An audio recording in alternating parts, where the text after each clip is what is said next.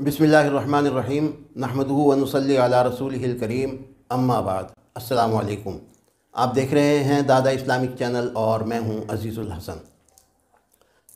नाज़रीन कराम, अभी 2 रोज़ कबल की बात है जो इंजीनियर मोहम्मद अली मिर्ज़ा की ये वीडियो मैंने देखी, और ये 2 साल पहले की वीडियो है। और मुझे इस बात पर बड़ी हैरत हुई कि फिर मेरी नज़र से एक ऐसी वीडियो गुज़र रही है, क्या 2 साल तक किसी ने इसका कोई जवाब नहीं दिया।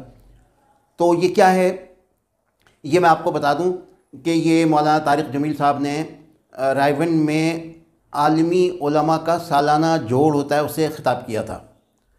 अब मुझे ये नहीं मालूम कि इसकी क्या पोजीशन है, इसलिए कि मेरा अपना तो तबलीगी जमात से कोई ताल्लुक़ है नहीं, सब सुनी सुनाई बातें हैं। तो बहरहाल आप ये क्लिप मुलाज़ा फरमाइए, फिर इस पर बात करते हैं। आज देखें तारिक जमील साहब का भी क्लिप आ गया। वो सारे वाक़यात जो हम कहते थे किताब सुन्नत के मुनाफी हैं, उन्होंने एक एक वाक़े को उन्होंने उलमा के जोड़ से वो खिताब कर रहे हैं, जो एनुअल जोड़ होता है all over the world Raiwind में जो उलमा का। ये आपने क्लिप मुलाज़ा फरमाया। इंजीनियर साहब जो हैं ये बड़ा खुशी का इजहार कर रहे हैं इस बात पर कि मौलाना तारिक जमील ने उनकी जो बातें वो एक अरसे से कर रहे थे, वही बातें मौलाना तारिक जमील ने की।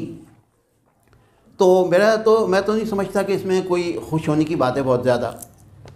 इनका तो शेवा है, यही तर्ज़ अमल है शुरू से इंजीनियर साहब का कि ये फ़ज़ाइल अमाल से इनकी एक ख़ास किस्म की दुश्मनी है और ये बिला वजह उस पर तनकीद करते रहते हैं। तनकीद बनती है नहीं। तो बहरहाल ये आप मौलाना तारिक जमील साहब का ये क्लिप फरमाइए, फिर बात करते हैं। फ़लाँ बुज़ुर्ग थे, वो 30 साल से सत्तू खा रहे थे कि रोटी खाने और सत्तू खाने में 70 दफ़ा सुबहान अल्लाह का फ़र्क पड़ जाता है। तो रोटी खाएं तो 70 दफ़ा सुबहान अल्लाह कम कह सकते हैं, और सत्तू खाएं तो 70 दफ़ा सुबहान अल्लाह ज़्यादा कह सकते हैं। तो लिहाजा उन्होंने कहा मुझे तो 30 साल हो गए, मैं तो सत्तू खा रहा हूँ, मैं तो रोटी नहीं खा रहा।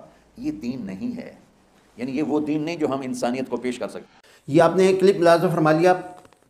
ये एक बड़ी तवील वीडियो है, पता नहीं कितना तवील उन्होंने ख़िताब किया होगा। इसमें मैंने नमूने के तौर पे ये एक वाक़या है फ़ज़ाइल अमाल का जो वो सुना रहे हैं, और फिर उन्होंने फरमाया है कि ये वो दीन नहीं है जो इंसानियत को पेश किया जा सके।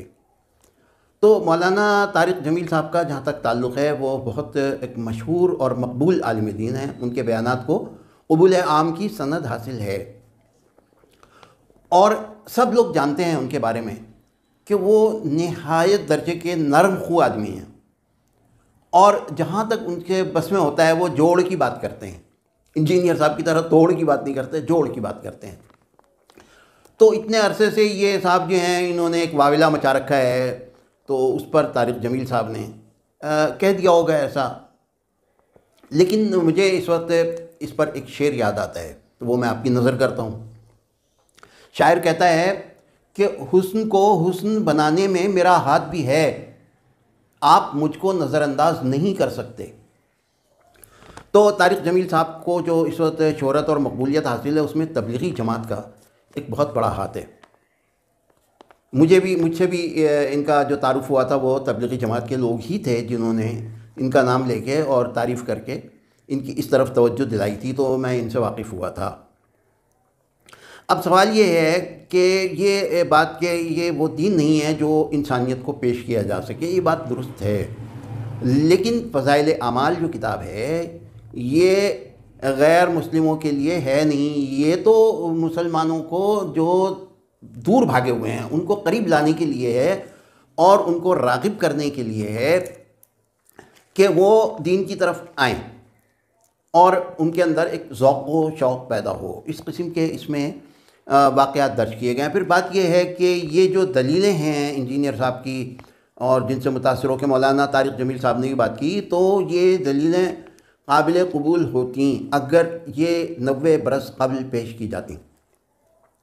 अब जबकि 90 साल गुजर गए हैं, पुलों के नीचे से बहुत पानी बह चुका है, तो अब ये तमाम जो थ्योरी है, दलील थ्योरी होती है, और उसको तजर्बेगाह में लाके प्रैक्टिकल किया जाता है, तो ये तहरीक इतना आगे जा चुकी है कि अब इस पर कोई गुंजाइश बचती नहीं है इस किस्म के एतराज़ात करने की। तो इस पर इंजीनियर साहब क्या फरमाते हैं, और वो देखिए आप। अब आप वो दीन काफिरों को क्या मुसलमानों को भी नहीं हमारी वीडियोस के बाद पेश कर सकते। لوگ مسلمان نیچے کمنٹس کر دیتے ہیں. بریلوی دیوبندی اہل حدیث شیعہ نہیں کرتے ہیں, مسلمان کمنٹس کر دیتے ہیں نیچے. یہ جناب کمال کی ہی بات انہوں نے کی. بریلوی دیوبندی اہل حدیث شیعہ سب کو انہوں نے غیر مسلم قرار دے دیا. روانی کے اندر اصل بات نکل آئی, کیونکہ بعد میں انہوں نے کہا کہ نہیں خیر مسلمان تو وہ بھی ہیں. میں لنک دے دوں گا آپ کو اس میں ڈسکرپشن باکس میں, آپ دیکھ لیجیے گا اس ویڈیو کو, ہو سکتا ہے آپ کی دیکھی ہوئی بھی ہو. تو یہ دین جو ہے جو اس کے اندر ہے فضائل اعمال کے اندر, اور جو واقعات ہیں وہ بالکل پیش کرنے کے لائق ہیں. اور یہ آپ چوتھا کلپ بھی دیکھ لیجئے کہ امام بخاری نے ایک باب باندھا ہے کہ عبادت میں غلو مکروہ ہے, یہ سن لیجئے. اور پھر انہوں نے یہ بھی کہا کہ اس پہ امام بخاری نے باب باندھا ہے کہ عبادت میں غلو کرنا مکروہ ہے اسلام میں. جی انجینئر صاحب, بالکل عبادت میں غلو مکروہ ہے. اسلام کے اندر ہر چیز کے اندر غلو مکروہ ہے, ممانعت ہے, ممنوع ہے. غلو ہر حال میں ممنوع ہے. یہ تو ایک ہوئی اصولی طور پہ ایک بات کہ عمومی طور پہ یہ ایک فارمولہ ہے.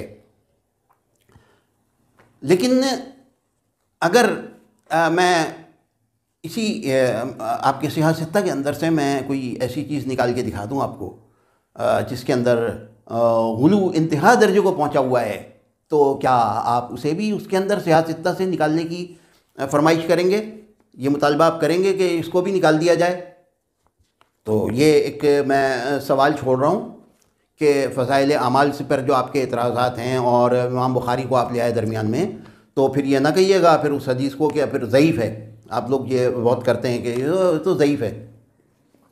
اور جناب یہ اس کے بعد یہ آپ دیکھ لیجئے کہ یہ پانچویں کلپ میں کیا فرماتے ہیں. تو سر یہ جو مکروہ ہے نا, یہ سارے کا سارا مکروہ فضائل اعمال اور فضائل صدقات میں لکھا ہوا ہے. فضائل اعمال اور فضائل صدقات کو ان واقعات سے پاک کریں. ان کا مطالبہ ہے کہ فضائل اعمال میں اور فضائل صدقات میں مکروہ بھرا ہوا ہے. انا للہ و انا الیہ راجعون. کہ دیکھیے غلو کرنا اگر مکروہ ہے تو اس کا نقل کرنا وہ کیسے مکروہ ہوا, اس کو کہاں سے ثابت کریں گے آپ؟ بھائی آپ کو زیادہ سے زیادہ مذمت کرنی ہے تو آپ یہ کہیں کہ یہ انہوں نے زیادتی کی عمل کے اندر جو نہیں کرنی چاہیے تھی, اس لیے کہ اسلام کے اندر اعتدال ہے. آپ عبادت بھی کریں اور دنیا داری بھی کریں, تمام دنیا کے معاملات کو سب کو ساتھ لے کے چلنا ہے.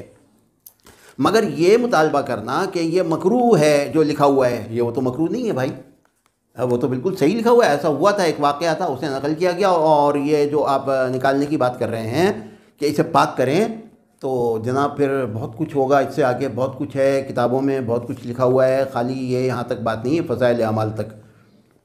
تو گزارش یہ ہے, اور یہ جو میں نے آپ کو لنک دیا ہے ڈسکرپشن باکس میں, اس میں آگے مفتی طارق مسعود صاحب کا بھی ہے کچھ, اس کے اوپر میں پھر دوسری ویڈیو بناتا ہوں, پھر اس ویڈیو میں ملاقات ہوگی, بات کریں گے انشاءاللہ تعالی.